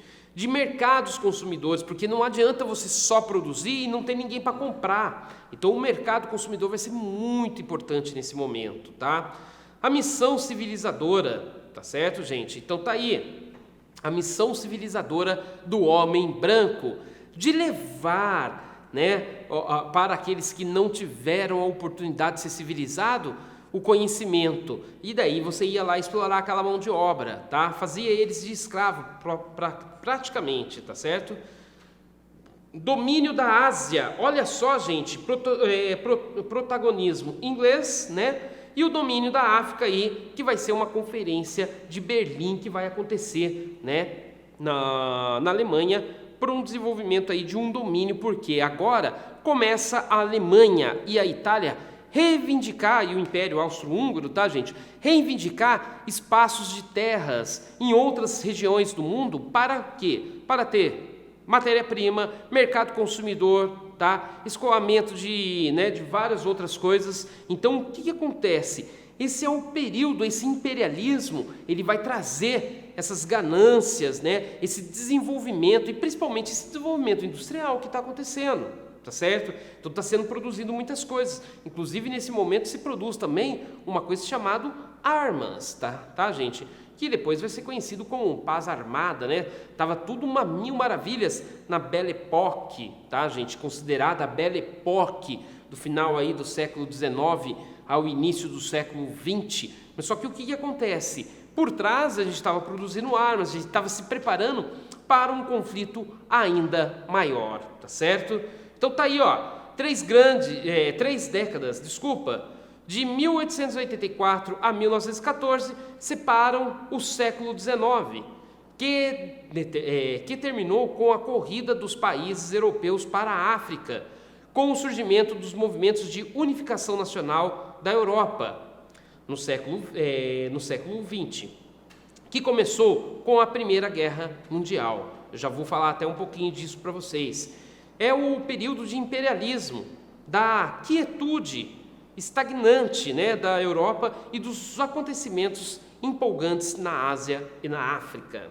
Então tá aí, o processo histórico citado contribuiu para a eclosão da Primeira Guerra na medida em que difundiu as teorias socialistas? Não foram as ideias socialistas que provocaram a Primeira Guerra Mundial. Acirrou as disputas territoriais? Sim. Lembra que eu falei que a Itália e nem a Alemanha tinham participado e agora elas querem um pedaço de terra, né, um espaço vital para a sobrevivência desses países? Superou as crises econômicas? Não. Inclusive, ela vai trazer maior crise, tá, gente? E multiplicou os conflitos religiosos? Não, nesse momento a gente não vai falar mais de religião, tá, gente? Conteve os sentimentos xenofóbicos? Não, nada disso, tá, gente? A ideia aqui realmente é isso, acirrou as disputas territoriais. Como eu disse, a Alemanha e a Itália estavam passando por um processo de unificação baseado nas ideias nacionalistas, tá, gente? Que no pan-germanismo, digamos assim, no qual que aqueles homens que falavam a mesma língua, que participavam da mesma cultura alimentar, tá, de vida mesmo, naquela região, no caso aí do Reino da Prússia, tá, gente, vai se tornar então a Alemanha, como a Itália vai dominar toda a sua península itálica, tá certo, gente? Então aqui realmente é isso, acirrou-se as disputas territoriais, tá certo? Vamos lá, agora a gente já tem uma base para entender o que é essa Primeira Guerra Mundial, tá? Primeiro, as formações. Então você tem aí a Tríplice Aliança, tá, gente? Alemanha, Áustria-Hungria, né? Hungria aí, e também a Itália. Na Tríplice Entente você tem a França, a Inglaterra e a Rússia. Mas como que vai acontecer de fato? Bom, tudo aquilo que eu falei para vocês, o desenvolvimento, a busca do espaço vital, né, territórios, mercado consumidor, esse crescimento imperialista, tá, gente? Isso vai provocar a guerra. Só que o que acontece? Um atentado, né, em Sarajevo, tá, gente? E isso vai ser um grande estopim com a morte de Ferdinand, o arquiduto Ferdinand, tá, gente, da Áustria, que foi para a Sérvia e foi morto aí pelo um extremista de um movimento chamado Mão Negra, tá certo? E esse foi o grande estopim, então, para essa primeira grande guerra. Então, o que acontece? O conflito, tá, gente? Guerras, né, armas e novas tecnologias. Muitos intelectuais morreram, tá, gente, porque eles não acreditavam que o avião voava, que a máquina andava daquele jeito. Inclusive, a Primeira Guerra Mundial ela ficou marcada porque ela iniciou-se com cavalos, né? E ela vai terminar com máquinas tecnológicas, né? Movida a petróleo, gente. Então, tudo isso, um desenvolvimento muito grande. E essa guerra, né? O primeiro momento dela, em 1914, inclusive você achou que ela ia ser mais rápida, acabou sendo uma guerra de movimento, uma guerra rápida ali, né? Movimento dos países, tanto da Entente como da Tríplice Aliança. O que vai acontecer? Em 1915 a 1917, você tem um fato importantíssimo da Primeira Guerra Mundial, que é chamado a Guerra de Trincheiras. Gente, é uma guerra violenta, triste, tá? Por conta aí de domínios, poucos espaços de domínios para tanta morte, dores e assim por diante, tá certo?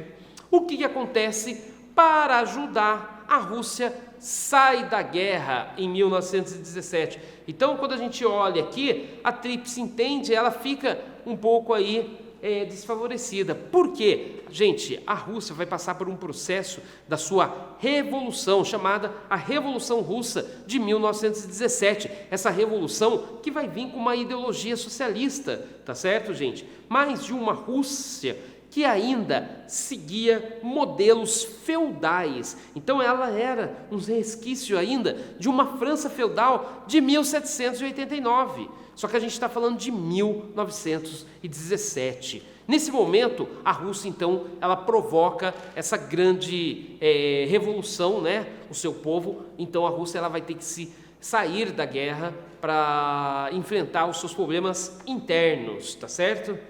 Então, olha só que interessante, tá, gente? A primeira metade do século XX foi marcada por conflitos e processos que a escreveram como um dos mais violentos períodos da história humana. Porque, gente, até a Primeira Guerra nunca havia ocorrido um tamanho barbárie, tanta gente morta, tamanha destruição dentro de um continente, né? Não se tinha noção de tudo isso. Então tá aí, né? Entre os principais fatores que estiveram na origem dos conflitos ocorridos durante a primeira metade do século XX estão, olha, você viu que essa pergunta, ela é um pouco uma pergunta mais direta, tá certo? A crise do colonialismo, a ascensão do nacionalismo e do totalitarismo.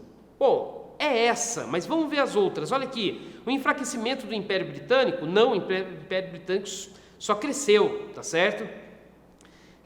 O declínio britânico, né, o fracasso da Liga das Nações e Revolução Cubana, a gente vai falar em 1959, não é agora, tá, gente? A corrida armamentista, essa poderia ser, porque era uma corrida armamentista, o processo imperialista. Do terceiro mundismo, não. Expansionismo soviético, ainda nem existiam os soviéticos, tá, gente? Eles só vão acontecer depois de 1917, tá certo? A Revolução Bolchevique e o imperialismo e a unificação da Alemanha. A unificação da Alemanha, sim. O imperialismo, sim, mas olha que interessante, a Revolução Bolchevique vai acontecer na Revolução Russa, então é mentira, olha aí, a crise do colonialismo, tá? A ascensão do nacionalismo, a ideia, eu sou alemão, faço parte desse povo, né? Uma ideia de nação, e do totalitarismo, no qual vai ter o poder aí controlado principalmente pelos militares, tá certo? E que vai ser a grande base aí para a formação de um terreno para o grande conflito aí, o primeiro grande conflito da humanidade, a Primeira Guerra Mundial. Perfeito, galera? Então vamos seguir aí, né?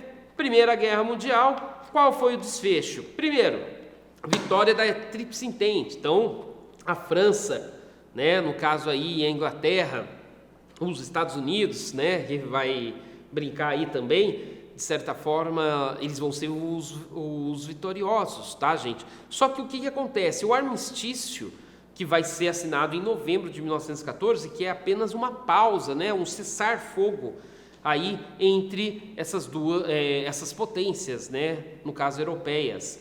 Assinatura do Tratado de Versalhes de 1919. Em junho, tá, gente, de 1919, tem a assinatura do Tratado de Versalhes. Isso vai trazer uma penalidade muito grande, principalmente para a Alemanha. Tá aí, a Alemanha responsabilizada aí pela guerra, que de certa forma ela foi uma das responsáveis, a mais responsável, né? O enfraquecimento e desmilitarização, tá, gente? Então, agora a Alemanha ela não pode ter mais de 100 mil soldados, ela não pode mais fabricar armas, ela não pode mais fabricar navios, é derrubado toda a marinha dela. Terrível a situação para a Alemanha nesse momento. Devolução e perda de territórios como Alsácia e Lorena, tá? Uma região aí dominada pelos alemães no período aí da sua unificação, que vai trazer, no caso aí, a Guerra Franco-Prussiana, vencida pelos alemães, tá? E agora, região dominada pelos alemães, devolvida à França, que é a Alsácia e Lorena, uma região de minérios muito importante para a indústria, tá certo?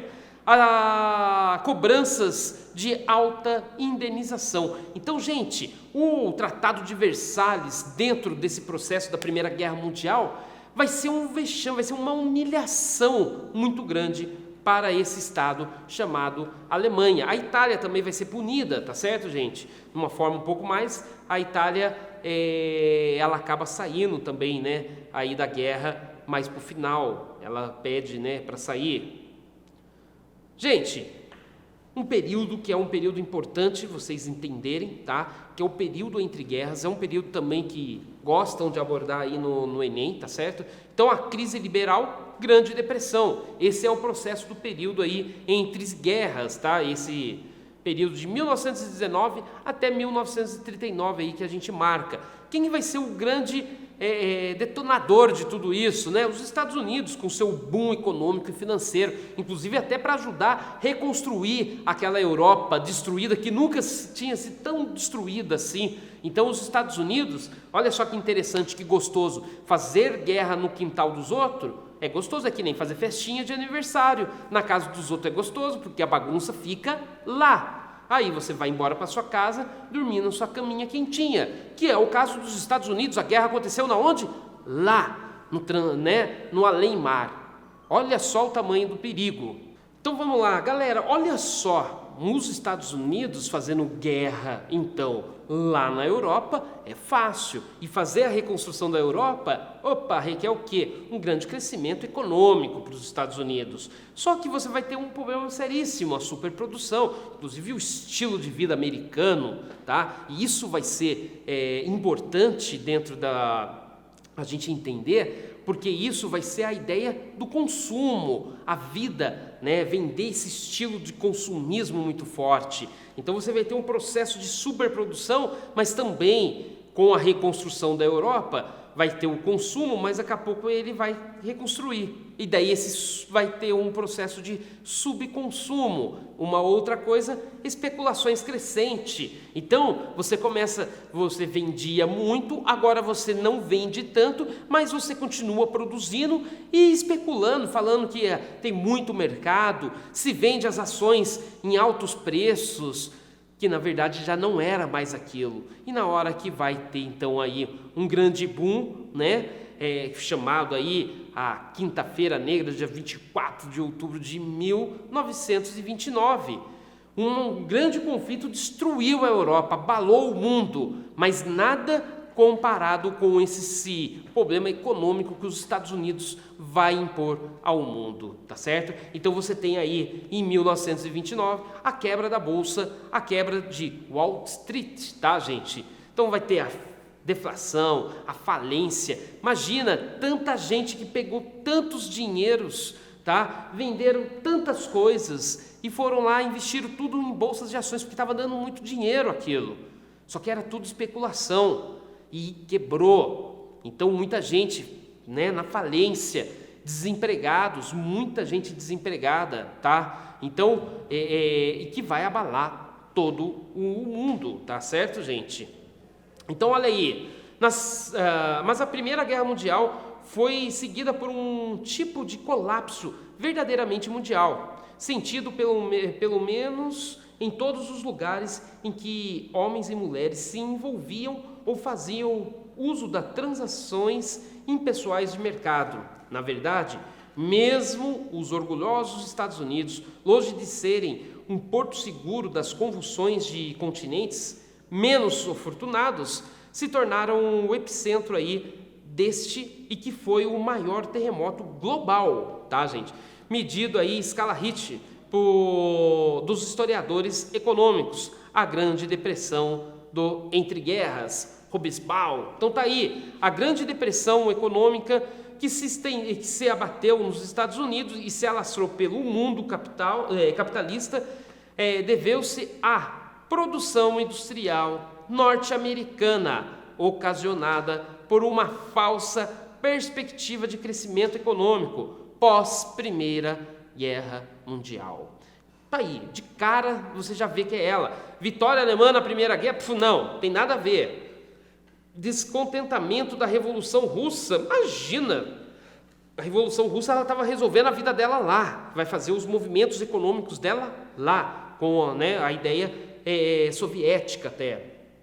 Guerra Fria, vai começar ainda a Guerra Fria, tá, gente? A gente nem está falando da Guerra Fria. Tomada de medidas econômicas pelo presidente norte-americano Roosevelt, tá? Característica como o New Deal, sim, o New Deal, ele vai ser para recuperar a crise de 29, mas não, né, no caso aí, o grande processo que vai fazer a crise acontecer é a produção industrial, né, exacerbada, ocasionando aí uma falsa perspectiva de muito dinheiro rolando, de muito trabalho, de muita produção, e na verdade era tudo especulação, a ponto de quebrar o mundo inteiro. Gente, a Segunda Guerra Mundial, tá? Então aí, o que vai promover? A Segunda Guerra Mundial é nada mais, nada menos do que a continuidade da Primeira. Então o Tratado de Versalhes, tá, gente? Tá aí. É um tratado no qual você vai ter todo aí uma humilhação para a Alemanha, para a Itália, crise econômica internacional. Além de tudo, você teve a crise de 29, que vai fazer com a década de 30 seja um período muito triste, muito difícil.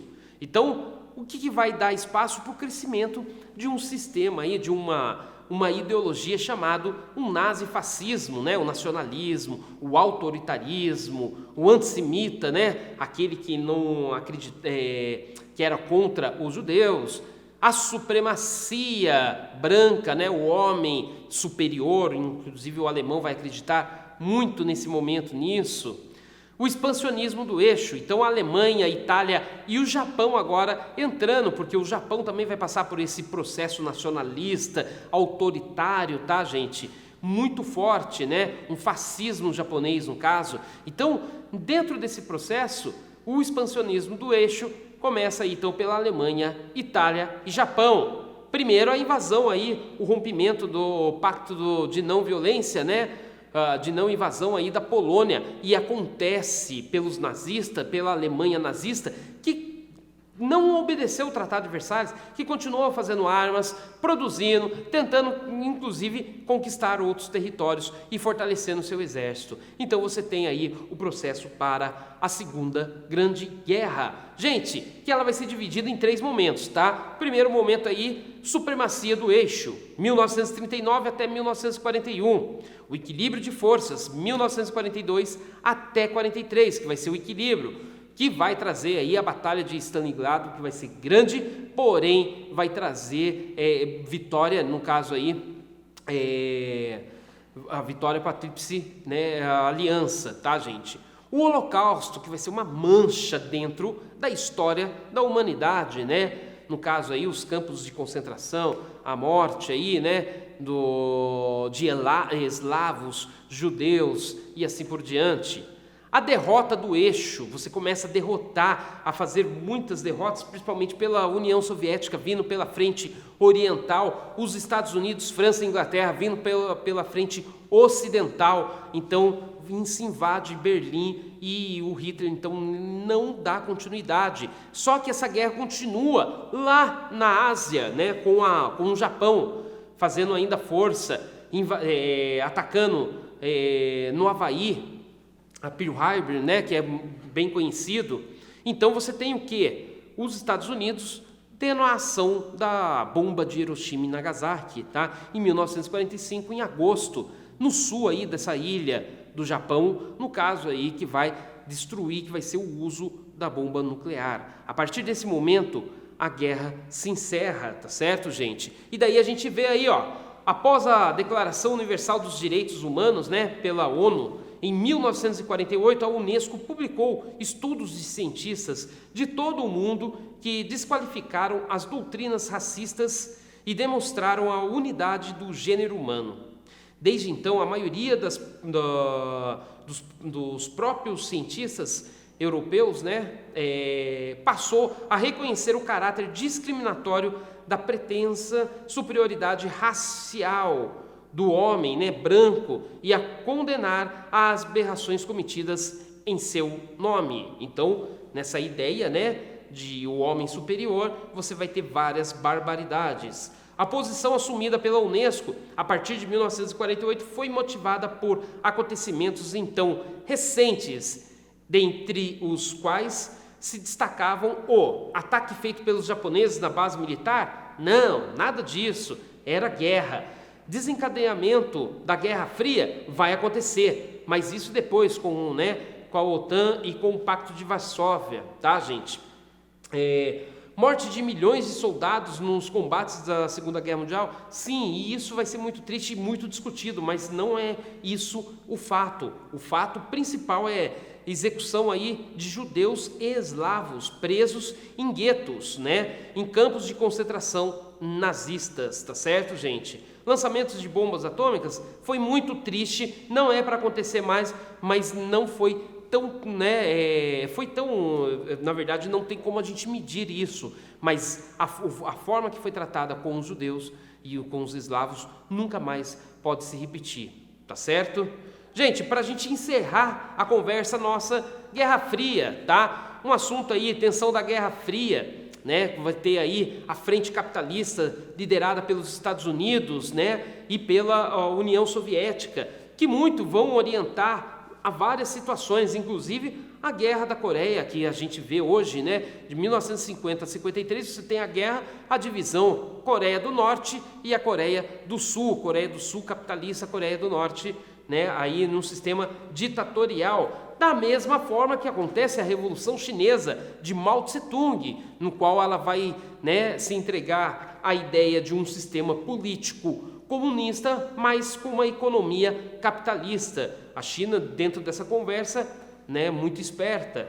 A OTAN, construída, na verdade, né, pelos países do Atlântico Norte aí, né, um grande pacto, né, uma organização, e que não vai ficar por essa organização só. A União Soviética também vai montar o seu pacto, que vai ser chamado Pacto de Varsóvia, e isso vai trazer uma tensão muito grande, inclusive as crises dos mísseis em 1962 em Cuba, que eram mísseis da União Soviética instalado em Cuba, mirando para a Flórida, para os Estados Unidos, né?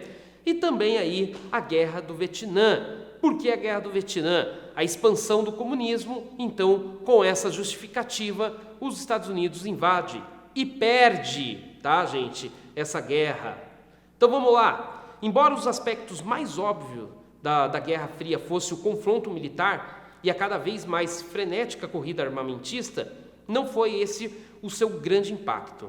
As armas nucleares nunca foram usadas. Muito mais óbvias foram as consequências políticas da Guerra Fria. Então a Guerra Fria ela é muito mais política, psicológica do que realmente um conflito. Então tá aí, o conflito entre as superpotências teve as suas expressões emblemáticas na formação do mundo bipolar. É essa, porque olha só as outras. Aceleração da integração regional? Não tem nada a ver. Eliminação dos regimes autoritários? Não, vai fortalecer os regimes autoritários nesse período. Difusão do fundamentalismo islâmico? Não vai ser nesse momento, tá? Enfraquecimento dos movimentos nacionalistas? Não, esses movimentos muitas vezes eles vão ficar fortes, tá, gente? Então, qual que é a questão aí? A formação do mundo bipolar entre os Estados Unidos e a União Soviética. Galera, quero agradecer vocês, tá? Fizemos aí uma aulinha preparada, né, uma revisão para que você tenha uma boa prova. Agradecemos todos vocês aqui, a gente do Cursinho Popular Monteiro Lobato, e agradecimento também à TV Unital. Um abraço, pessoal.